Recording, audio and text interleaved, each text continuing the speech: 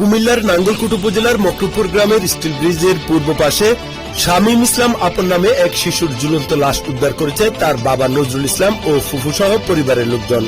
সোমবার সন্ধ্যা আনুমানিক 6টার দিকে স্টিল ব্রিজ এলাকায় হাজীবাড়ি নামক নানার বাড়ি থেকে শিশুটির লাশ উদ্ধার করা হয়। পরে শামীম ইসলাম আপনকে নাঙ্গলকোট উপজেলা স্বাস্থ্য কমপ্লেক্সে নিয়ে গেলে কর্তব্যরত চিকিৎসক তাকে মৃত ঘোষণা করে। নিহত শামীম নাঙ্গলকোট মডেল সরকারি প্রাথমিক বিদ্যালয়ের চতুর্থ। নিহত আপনের নানা হাসান বলেন, আমার নাতিকে হত্যা করা হয়েছে, আমরা এর তদন্ত সাপেক্ষে সুস্থ বিচার চাই। কি মনে হয় আপনার ধারণা কি? আমার নাতিকে বাড়ি ফেলছে।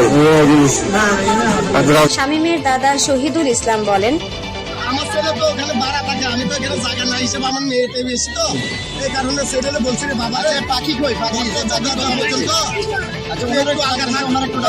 শ্বশুর বাড়িতে থাকতেছে, আমার ঘরে তো জায়গা বাসা নাই, কথা বুঝছেন?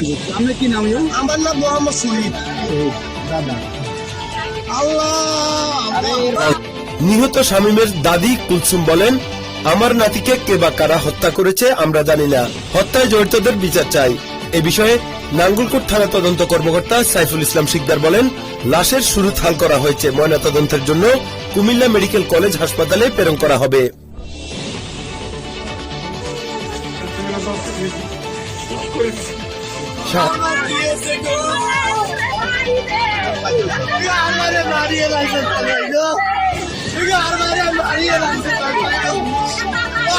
Maria,